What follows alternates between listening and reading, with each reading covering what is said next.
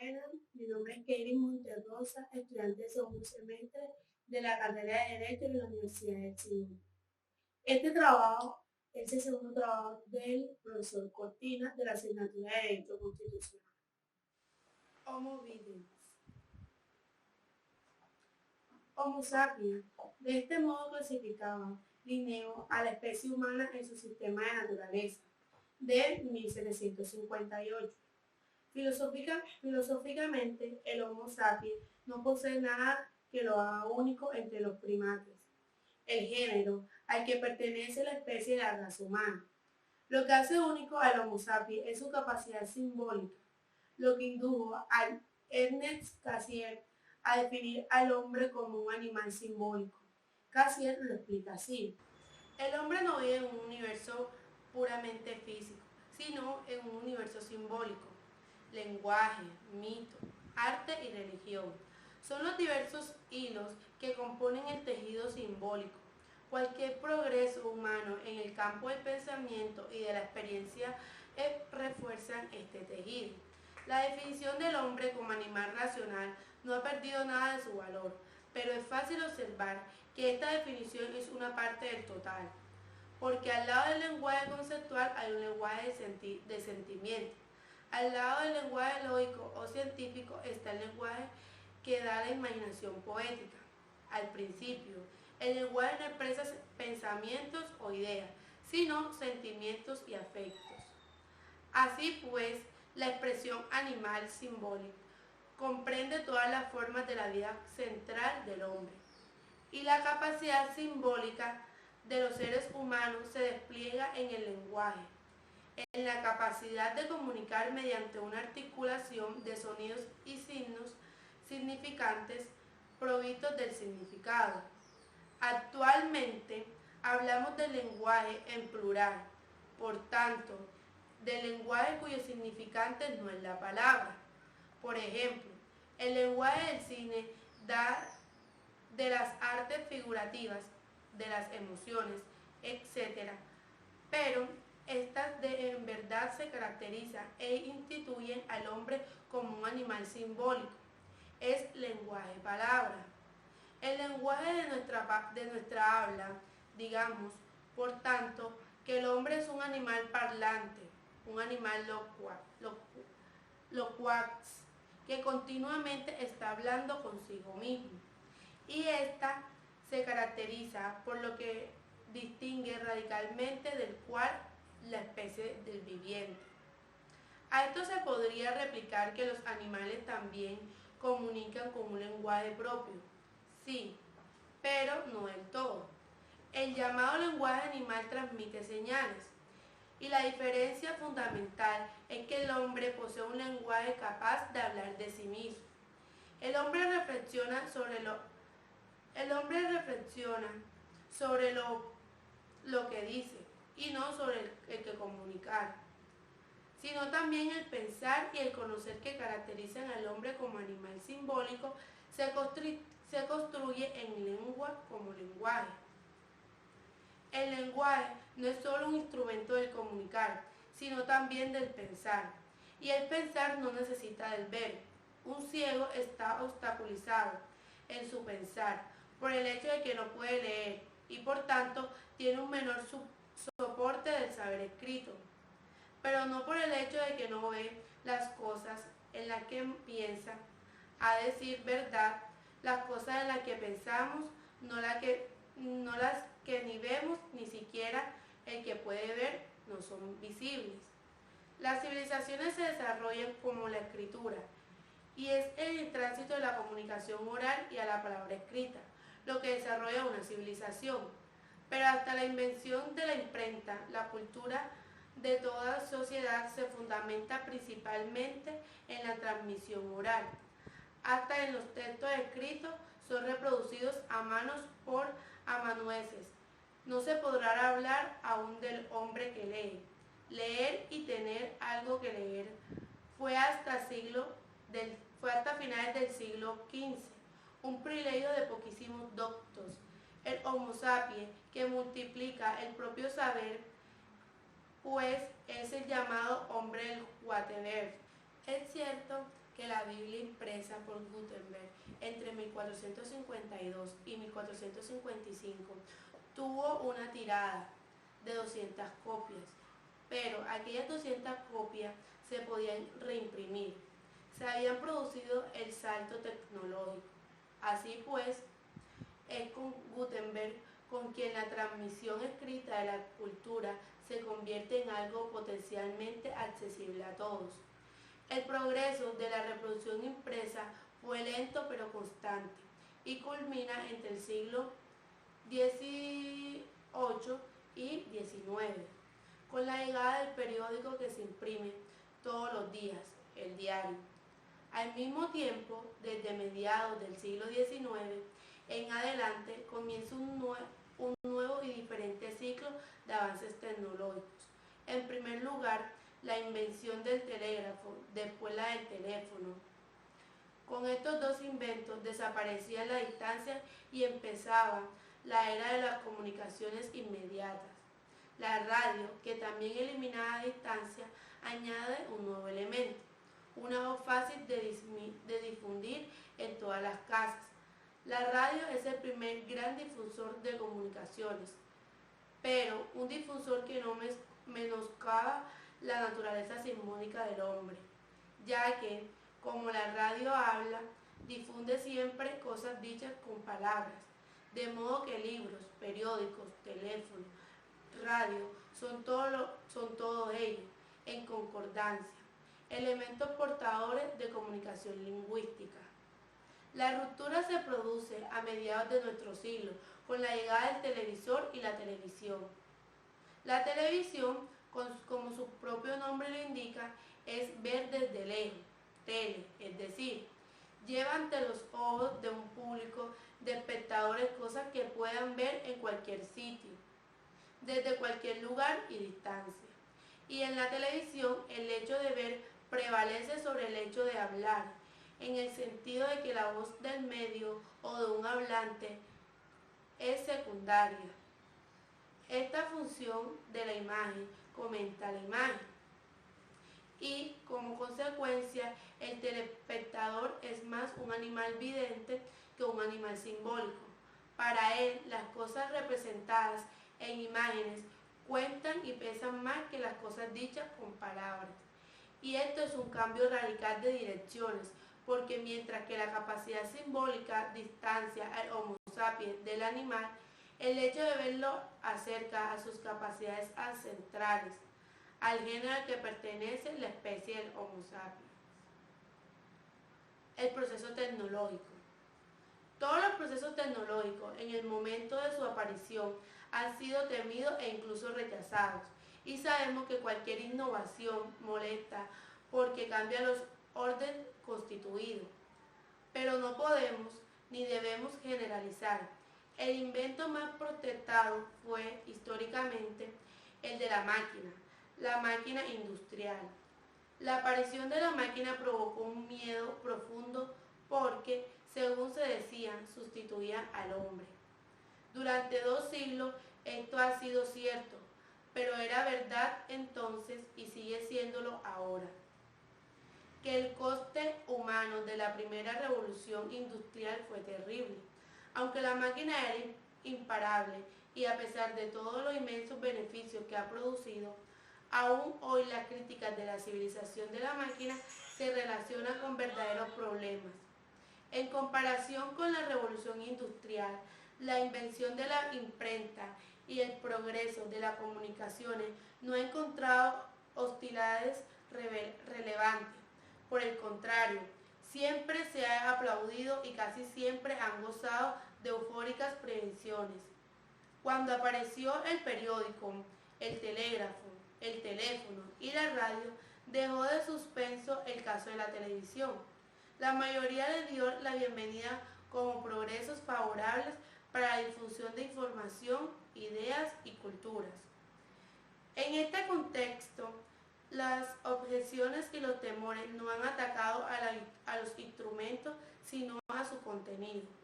El caso emblemático de esta resistencia, repito, no contra la comunicación, sino contra lo que comunicaban, fue el caso de la Gran Enciclopedia. La enciclopedia de Diderot, cuyo primer tomo apareció en el 1751, fue prohibida e incluida en el índice en 1759, con el argumento de que escondía una conspiración para destruir la religión y debilitar la autoridad del Estado. El Papa Clemente XII llegó a declarar que todos los católicos que poseyeran ejemplares debían dárselos a sus sacerdotes para que los quemaran. Son penas la exclusión, pero a pesar de que esta excomunicación y del gran tamaño y el coste de la obra, se imprimieron entre 1751 y 1789 a cerca de 24.000 copias de enciclopedia, un número realmente colosal para la época. El progreso del ilustrado fue incontenible, y si no debemos confundir nunca el instrumento con sus mensajes. Los medios de comunicación con los contenidos que comunican en el contexto sin el instrumento de imprenta no hubiéramos quedado sin enciclopedia y por lo tanto sin ilustración. Volvamos a la instrumentación.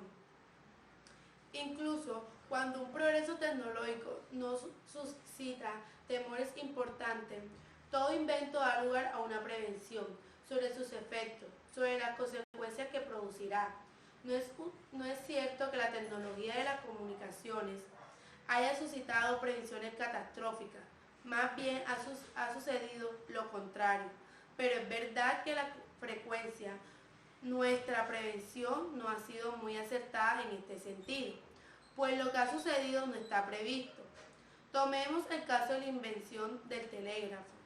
El problema que nadie advirtió a tiempo era que el telégrafo atribuía un formidable monopolio sobre la información a quienes instalaban primero los cables. De hecho, en Estados Unidos, la Western Union, monopolio del servicio telegráfico, y la Asociación Press, la primera agencia de noticias, se convirtieron enseguida en aliados naturales. Y esta alianza prefabricaba, por así decirlo, los periódicos, porque era la Asociación Press la que establecía cuál era la noticia que había que dar, y era la Western Union la que hacía llegar al noticiero a una velocidad increíble. De modo diligente e inesperado, este problema se resolvió por el teléfono, un cable más que sin embargo permitía a cada usuario comunicar lo que quería.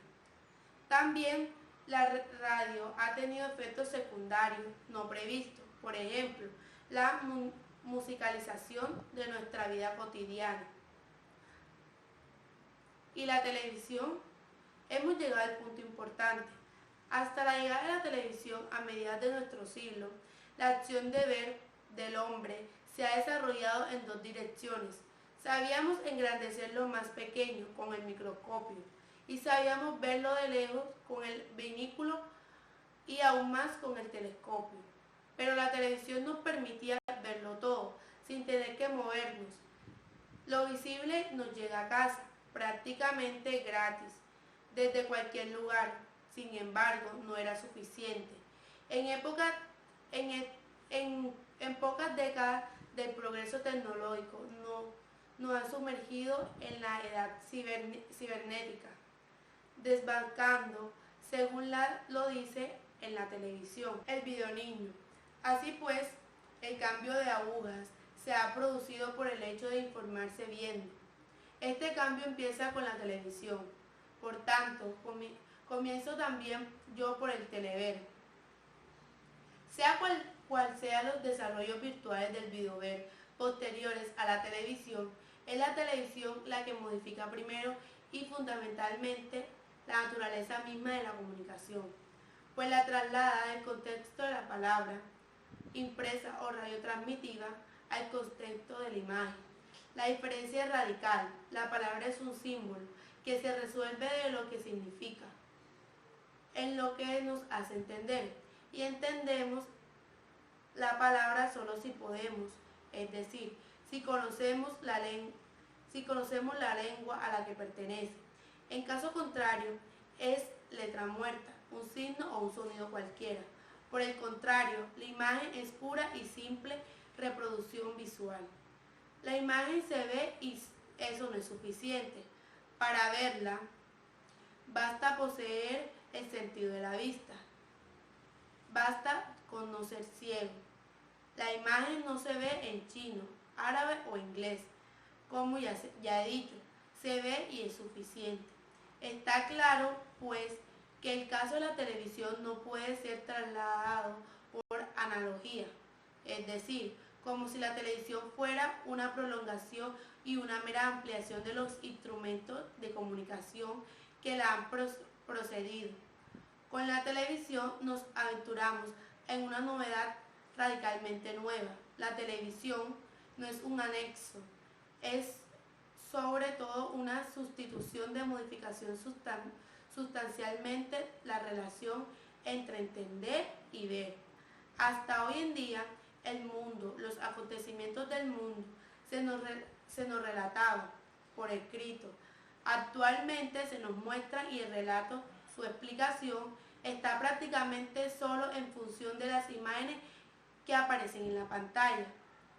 Si esto es verdad, podemos deducir que la televisión está producida por permutaciones, una metamorfosis que revienta la naturaleza misma del Homo sapiens.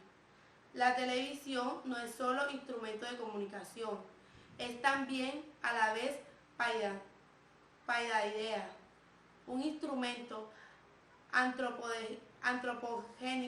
antropogénico, un medium que genera un nuevo tipo del ser humano. Esta es la tesis, o si prefiere la hipótesis, en la que se centra todo libro y sobre la cual obviamente volveré con frecuencia. Una tesis se fundamenta con premisas. El puro y simple hecho de nuestros niños ver la televisión durante horas y horas antes de aprender a leer y a escribir. Curiosamente, se ataca esta exposición porque sobre todo, según se dice, habituar un niño a la violencia y lo que hacemos es un adulto violento. Digo curiosamente porque aquí un detalle del problema lo sustituye y esconde. El argumento de que un niño de menos de 3 años no entiende lo que está viendo y por lo tanto absorbe con más razón la violencia como un modelo excitante y tal vez triunfador de la vida adulta, seguramente es cierto. Y tal vez triunfador de la vida adulta, seguramente es cierto. Pero ¿por qué eliminarlo a la violencia? Por encima de todo, la verdad es que la televisión es la primera escuela del niño, la escuela divertida que precede a la escuela aburrida. Y el niño es un animal simbólico que recibe su importancia educativa en sus imágenes del mundo centrado en el hecho de ver. En esta paideia, la predisposición a la violencia es, decía, solo un detalle del problema. El problema es que el niño es una esponja que registra y absorbe indiscriminadamente todo lo que ve, ya que no posee una capacidad de discriminación. Por el contrario, desde otro punto de vista, el niño formado en la imagen se reduce a un ser hombre que no lee y por lo tanto la mayoría de las veces es un ser reblandecido por la televisión, adicto de por vida a sus videojuegos. Al principio fue la palabra, así dice el Evangelio de Juan. Hoy se tendría que decir que al principio fue la imagen, y con la imagen que destrona a la palabra se accedía a una cultura juvenil descrita perfectamente por Alberoni. Los jóvenes caminan en el mundo adulto de la escuela, del Estado, de la profesión como clandestinos. En la escuela escuchan perezosamente lecciones que enseguida olvidan, no leen periódicos, se paramentan en su habitación con carteles de sus héroes, ven sus propios espectáculos, caminan por las calles inmersos en su música, despiertan solo cuando encuentran en la discoteca por la noche, que es en el momento en el que por fin saborean la ebriedad de apiñarse uno con otro y la fortuna de existir como un único cuerpo colectivo danzante. No podría describir mejor al videoniño, es decir, el niño que ha crecido ante la televisión. ¿Este niño se convierte algún día en adulto? Naturalmente que sí, a la fuerza, pero se trata siempre de un adulto sordo de por vida, a las estimulaciones de la lectura y el saber transmitido por la cultura escrita. Los estímulos ante los cuales responden cuando es adulto son casi exclusivamente audiovisuales. Por tanto, el videoniño no crece mucho más. A los 30 años es un adulto empobrecido, educado por el mensaje, la cultura que él rollazó. Al principio fue la palabra.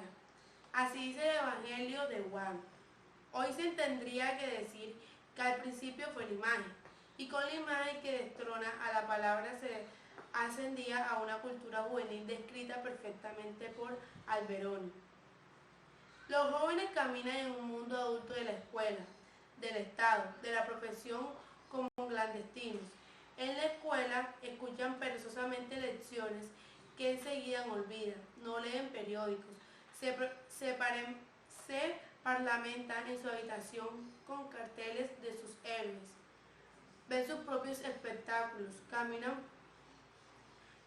por las calles inmersos en su música, despiertan solo cuando se encuentran en una discoteca por la noche, que es el momento en que por fin saborean la ebriedad de apiñarse unos con los otros, la fortuna de existir como un único cuerpo colectivo danzante.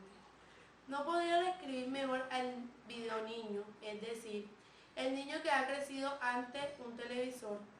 ¿Este niño se convierte algún día en adulto? Naturalmente que sí, a la fuerza, pero se trata siempre de un adulto sordo de por vida a sus estímulos de lectura y el saber transmitido por la cultura escrita. Los estímulos ante los cuales responden cuando es adulto son casi exclusivamente audiovisuales. Por lo tanto, el videoniño no crece mucho más. A los 30 años es un adulto empobrecido, educado por el mensaje, la cultura que rollazó. De Ambran Angliolini es pues un adulto marcado durante toda su vida por una atrofia cultura. El término cultura posee dos significados. En su acepción antropológica y sociológica, quiere decir que todo ser humano vive en una esfera de cultura. Si el hombre es, como es, un animal simbólico, de hecho deriva que vive en un contexto coordinado de valores, creencias, conceptos y, en definitiva, de simbolizaciones que constituyen la cultura. Así pues, en esta ascensión genética, también el hombre primitivo o el analfabeto posee cultura. Y en este sentido, en que hoy hablamos, por ejemplo, de una cultura del ocio, una cultura de la imagen y una cultura juvenil. Pero cultura es además sinónimo de saber. Una persona culta es una persona que sabe, que ha hecho buenas lecturas o que en todo caso está bien informada. En esta extensión restringida y apreciativa, la cultura es de cultos, no de los ignorantes. Y en este sentido, que nos permite hablar sin contradicciones de una cultura de inculturas y asimismo de atrofias y pobreza cultural.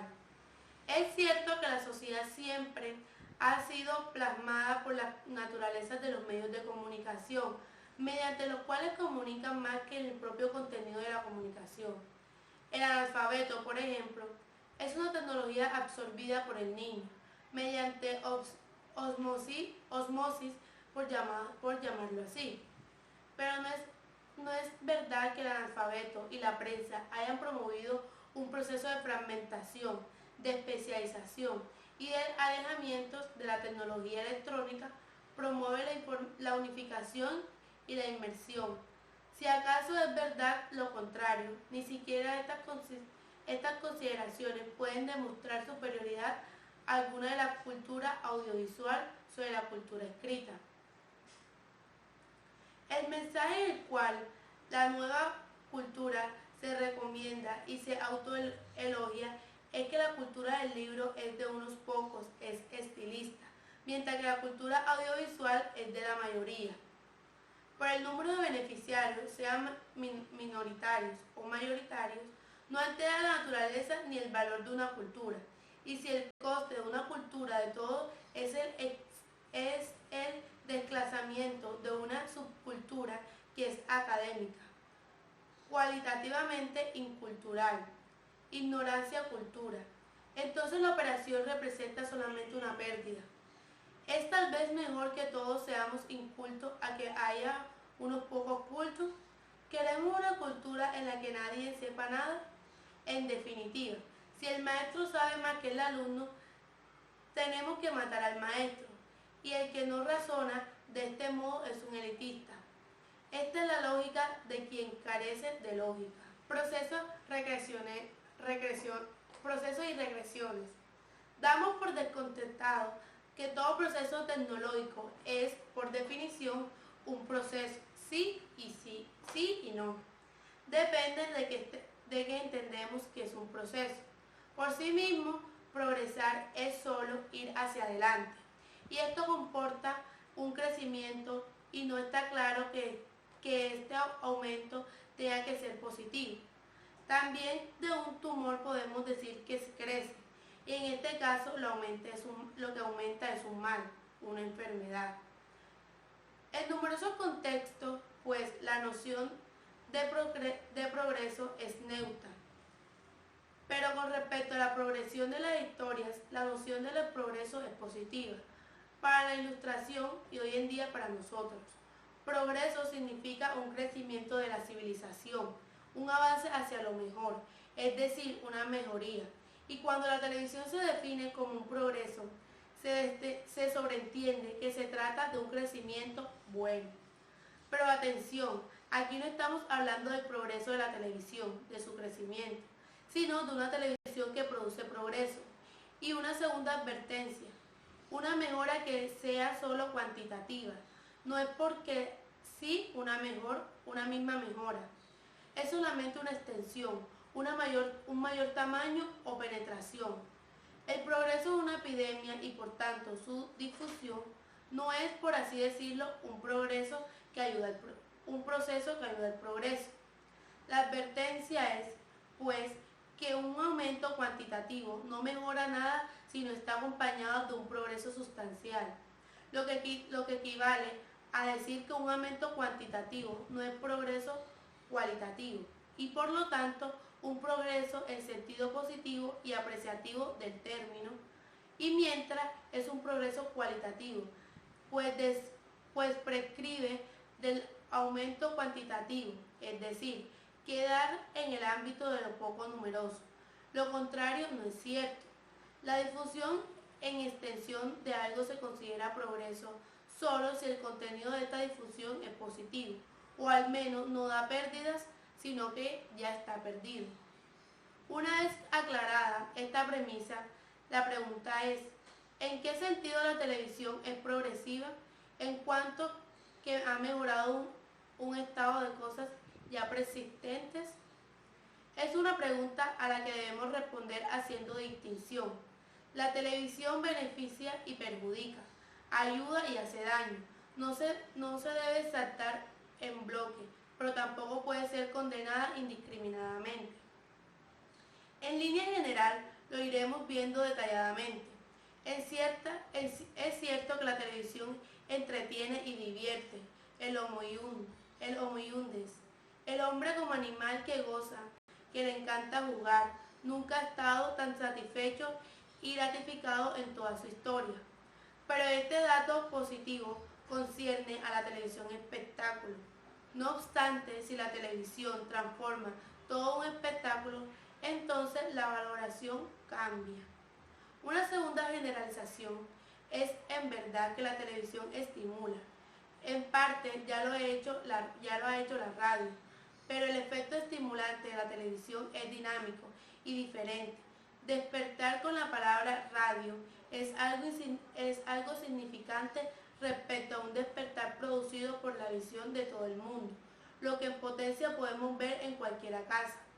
Hasta el siglo XX, las 3/4 partes de seres vivos estaban aislados y adormecidos en sus pueblos, como máximo pequeñas ciudades. Ahora a todos nosotros, casi 6.000 millones de personas, nos despiertan o no nos pueden despertar, en un movimiento colosal, del cual aún podemos sopesar el impresionante impacto. De momento, de cualquier caso, es seguro que un despertar es apertura hacia el progreso en la acepción ilustrada del término, pero el contrario, es también seguro que frente a los progresos hay una regresión fundamental, el empobrecimiento de la capacidad de entender. El empobrecimiento de la capacidad de entender. El Homo sapiens, volvamos a él, debe todo su saber y todo el avance de su entendimiento a su capacidad de abstracción. Sabemos que las palabras que articula el lenguaje humano son símbolos que invocan también representaciones y por tanto llevan a la mente figuras, imágenes y cosas visibles y que hemos visto. Pero esto sucede solo con los hombres propios y con las palabras correctas.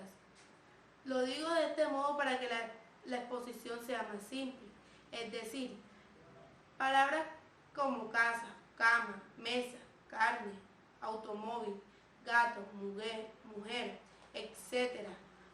Nuestro vocabulario de orden práctico. De otro modo, casi todo nuestro vocabulario cognitivo y teórico consiste en palabras abstractas, que no tienen ningún correlato en cosas visibles y cuyo significado no se puede trasladar ni traducir en imágenes. Ciudad es todavía algo que podemos ver, pero no nos es posible ver nación, Estado, soberanía, democracia, representación, burocracia, etc. Son conceptos abstractos elaborados por procesos mentales de abstracción que están construidos por nuestra mente como entidades. Los conceptos de justicia, legitimidad, legalidad, libertad, igualdad, derecho, son asimismo abstracciones no visibles y aún hay más palabras como paro, inteligencia, felicidad, son también palabras abstractas y toda nuestra capacidad de administrarla, la realidad política, social y económica en la que vivimos y a la que sometemos la naturaleza del hombre, se fundamenta exclusivamente en un pensamiento conceptual que representa para el ojo desnudo entidades invisibles e inexistentes.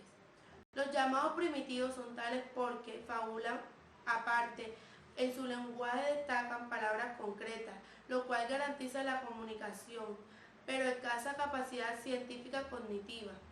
Y de hecho, durante milenios de primitivos no se movieron de sus pequeñas aldeas y organizaron tribales.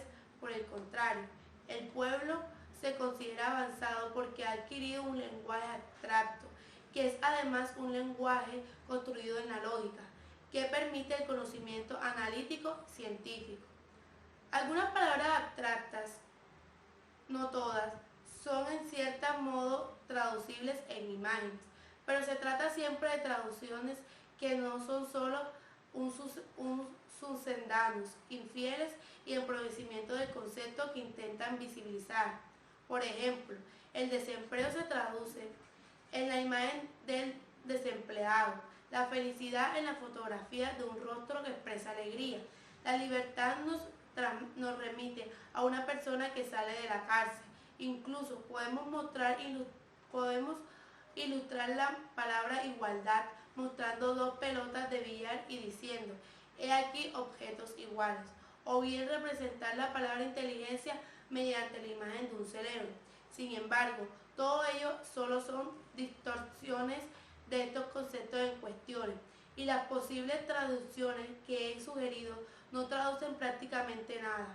La imagen de un hombre sin trabajo nos lleva a comprender en modo alguno la causa del desempleo y cómo resolverlo.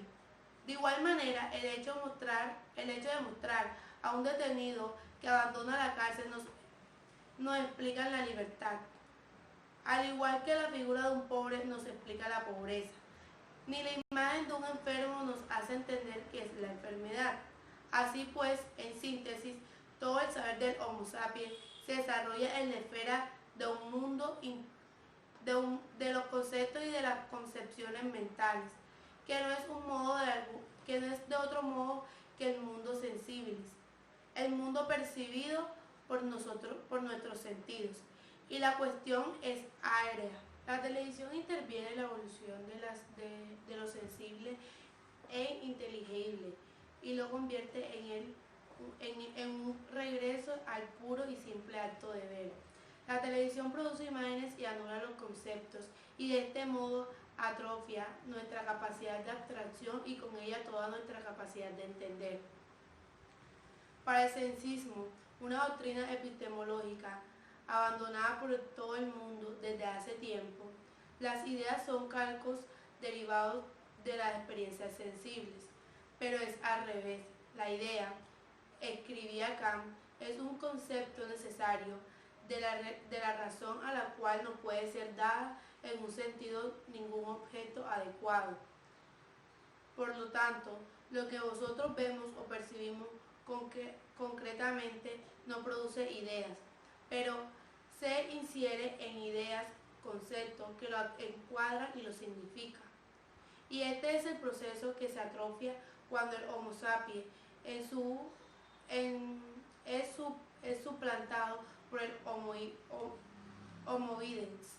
En este último, el lenguaje conceptual abstracto es sustituido por el lenguaje perceptivo, concreto, que en definitiva más pobre que solo en cuanto a las palabras, al número de las palabras, sino sobre todo en cuanto a la riqueza de significados, es decir, la capacidad connotativa. Contra deducciones. La acusación es grave y uno de mis intentos es exponerla en toda su gravedad.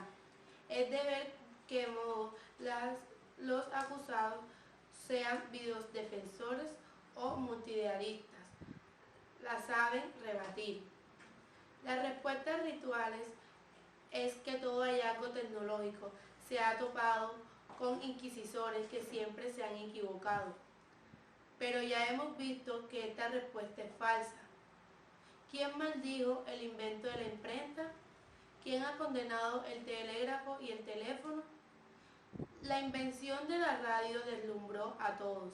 Responder invocando a inexistentes satinizadores es pues una respuesta vacía que va de los problemas propuestos. Una segunda respuesta es que lo inevidente es aceptado. Estoy de acuerdo, la llegada de la televisión y después de la tecnología multimedia es absolutamente inevitable, pero por el hecho de ser inevitable no debe aceptarse a ciegas. Una de las consecuencias imprevistas de la sociedad industrial ha sido la polución, la intoxicación del aire y del medio ambiente. Y la polución es algo inevitable que estamos combatiendo. Del mismo modo, el desarrollo de la era nuclear trajo como consecuencia la bomba atómica, que pudo exterminarlos a todos, y esto fue inevitable. A pesar de ello, numerosas personas están en contra de la producción de energía nuclear, y todos temen e intentan impedir el uso bélico del átomo y la bomba de hidrógeno. El proceso tecnológico no se puede detener, pero no por ello se nos puede escapar de las manos ni debemos darnos por vencidos negligentemente. Una tercera respuesta, la verdadera sería, es que la palabra imagen no se contrapone, contrariamente a cuando vengo afirmando. Entender mediante conceptos y entender a través de la vista se combina en una suma de positivas, reforzándose al menos integrándose el uno con el otro. Así pues, la tesis es que el hombre que lee y el hombre que ve, la cultura escrita y la cultura audiovisual dan lugar a una síntesis armoniosa. A ello respondo que si fuera así, sería perfecto. La solución del problema debemos buscarla en alguna síntesis armónica. Aunque de momento los hechos desmienten de modo palmable que el hombre que lee y el homo videns, que están integrados en una suma positiva, la relación entre los dos, de hecho, es una suma negativa, como un huevo en el cual pierden todos. El dato de fondo es el siguiente: el hombre que lee está decayendo rápidamente, bien se trae del lector de libros como un lector de periódicos, en España como en Italia. Un adulto que cada 2 horas no lee ni siquiera un libro al año. En Estados Unidos, entre 1970 y 1993, los diarios perdieron casi una cuarta parte de sus lectores. Por más que se quiera afirmar que la culpa de este veloz descenso es la mala calidad y la equivocada adaptación de los periódicos a la competencia televisiva, esta aplicación es suficiente aclaratoria. No nos lo aclara más profundo en el hecho de constatar que si en Estados Unidos la sección televisa de los núcleos familiares han crecido de los 3 horas al día en 1954 a más de 7 horas al día en 1994, quiere decir que después del trabajo no queda tiempo para nada. 7 horas de televisión, más 9 horas de su trabajo, incluyendo los trayectos, más 6 o 7 horas para dormir, asearse y comer, suman 24 horas. La jornada está completa. ¿Cuántas partes tenemos el hecho de que la imagen no da por sí misma? Casi ninguna inteligible. La imagen debe ser explicada y la explicación que se da en ella en la televisión es insuficiente. Si en un futuro existiera una televisión que explicara mejor, mucho mejor, entonces el discurso sobre una integración positiva entre Homo sapiens y Homo videns se podrán reanudar.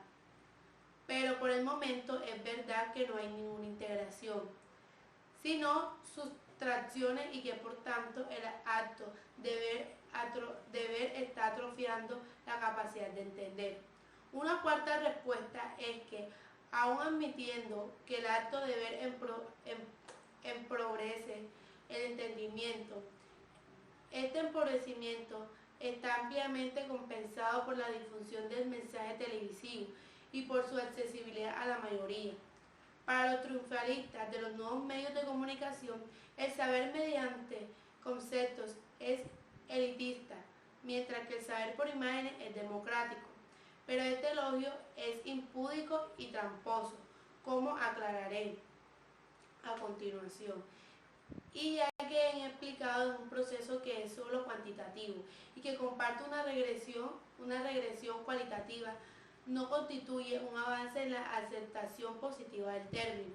Por tanto, la conclusión vuelve a ser un conocimiento mediante imágenes, no es un saber en el sentido cognoscitivo del término, y que, más de difundir el saber, erosiona los contenidos del mismo. Una última respuesta posible es aceptar que las críticas aquí formuladas son justas para la televisión, pero que no solo para que el naciente mundo multimedia. Pareciéramos analizar esto a continuación. Internet y cibernación. ¿Está o estará superada la televisión?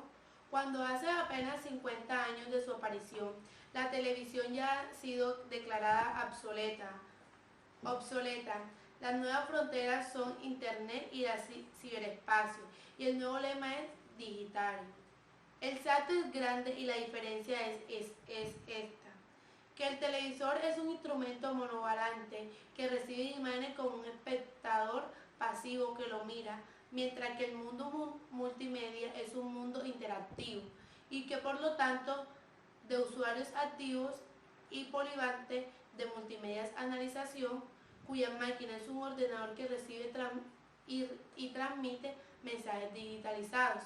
Entonces, ¿está superada la televisión?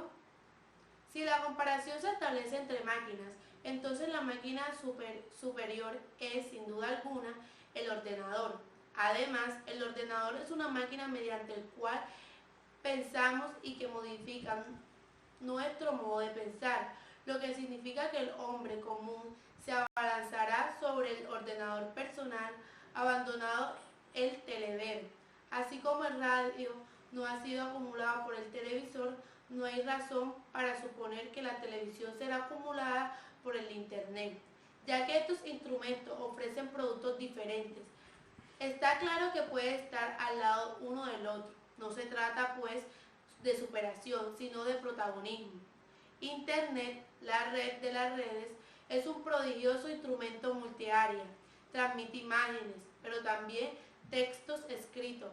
Abre el diálogo entre los usuarios que buscan entre ellos interactuar y permite una profundización práctica limitada en cualquier curiosidad. Es como una biblioteca universal, concreta por diferentes mecanismos. Para orientarse entre tantas abundancias, distingamos tres posibilidades de empleo. La primera, una utilización estrictamente práctica. Segundo, una utilización para el entretenimiento. Y tercero, una utilización educativa cultural.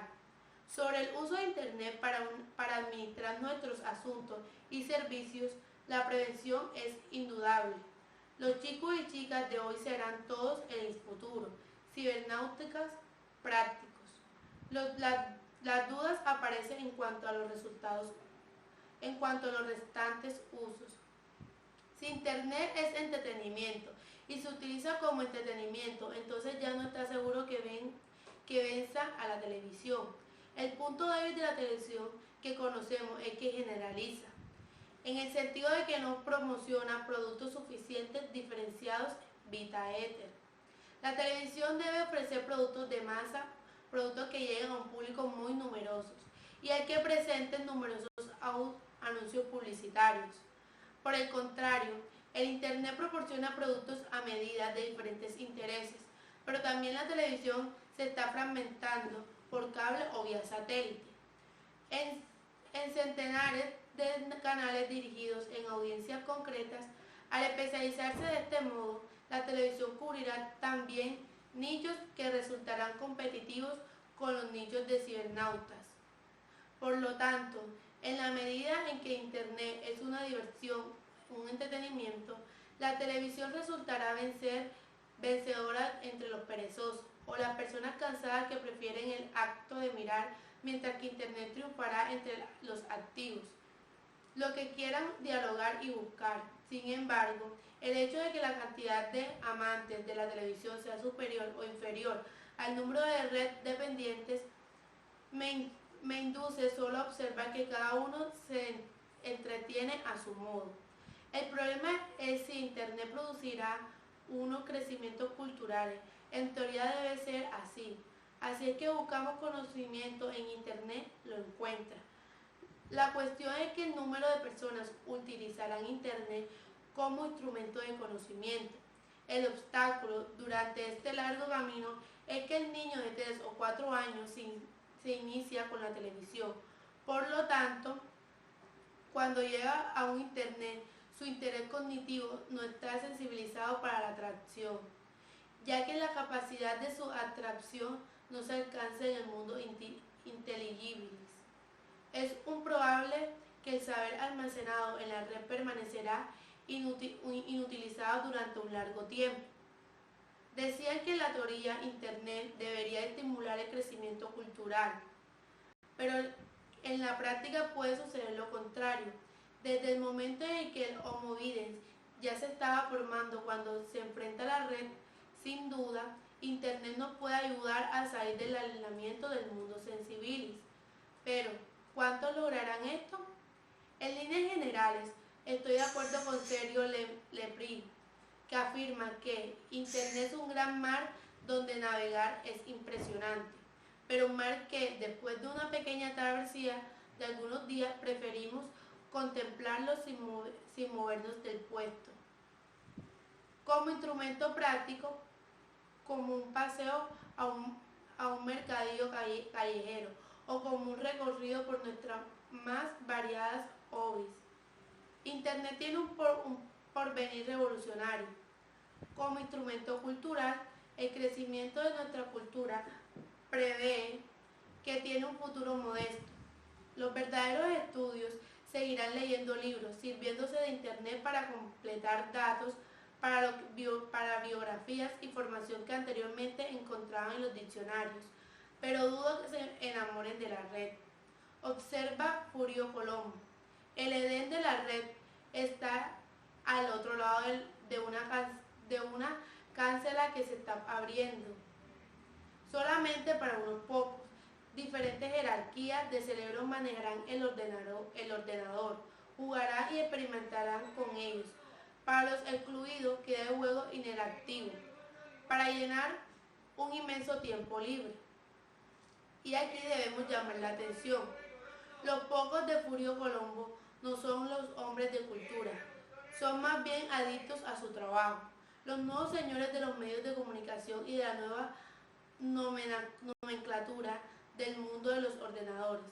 Para el hombre de la cultura, la salvación no consiste en traspasar la cancela que lleva el Edén de la red, sino más bien la cancela que lo protege de la avalancha de los mensajes.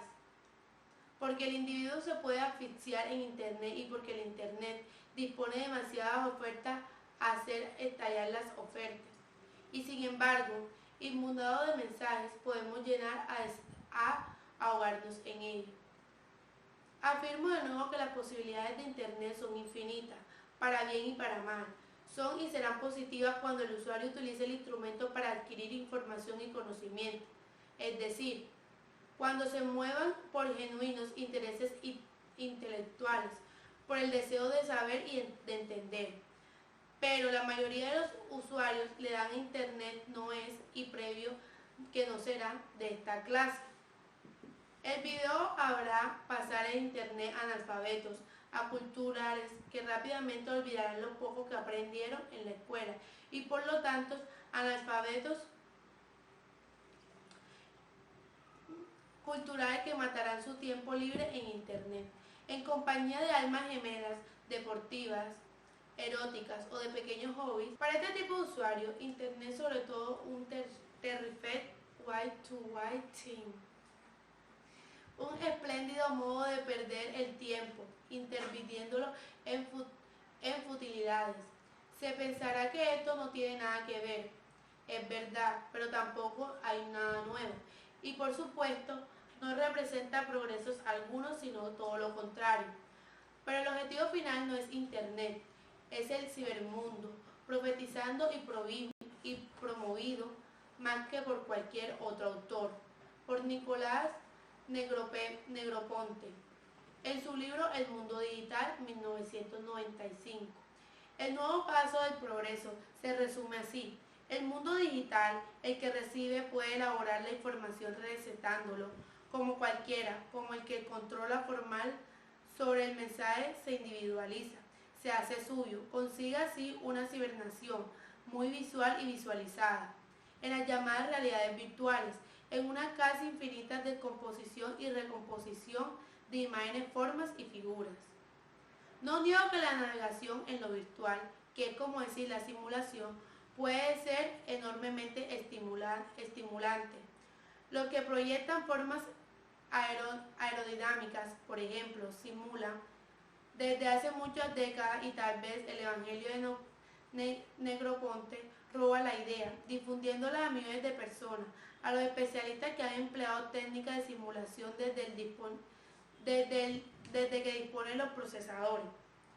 Sea como fuerte, para los comunes mortales la navegación cibernética es solo una especie de videojuego. Y si toman esta navegación demasiado en serio, los cibernautas comunes corren el riesgo de perder el sentido de la realidad, es decir, los límites entre verdad o lo falso, entre la que existe lo imaginario. Para ellos se convierten en trampa y manipulación y todo puede ser manipulado y falseado. Pero como las realidades virtuales son juegos que no tienen probabilidad de convertirse en realidad materiales, el necropontismo puede llegar a generar en un extremo un sentimiento de potencia alineando y frustrado. Y el extremo opuesto, un público de eternos niños soñadores que transcurre toda la vida en el mundo imaginario. La facilidad de la era digital representa la facilidad de la droga. Terminemos todo esto siendo degeneraciones y el cibermundo. Espero que no. Necroponte es realmente el aprendiz del brujo del postpensamiento, en el mundo en el que promueve y elogia. Es la máquina en que hace todo.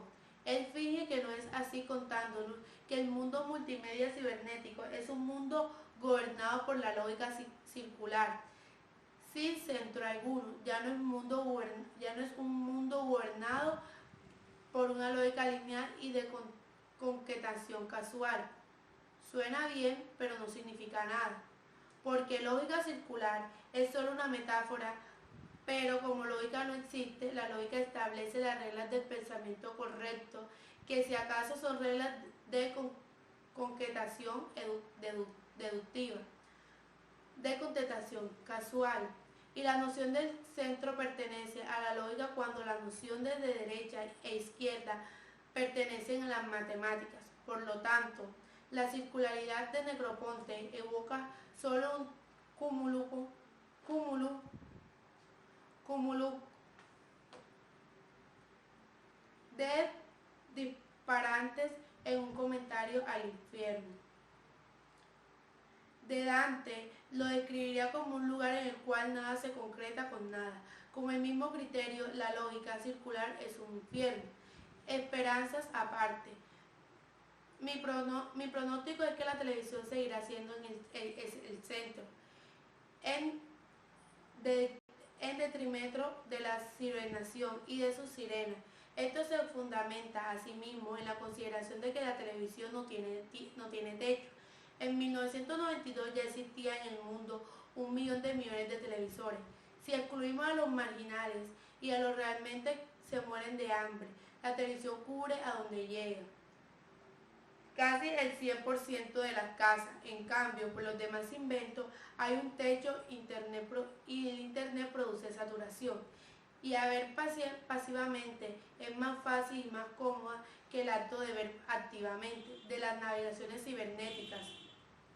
Sin contar que, como ya he explicado, la televisión nos muestra una realidad que nos añade de verdad, mientras que el cibermundo nos enseña imágenes imaginarias.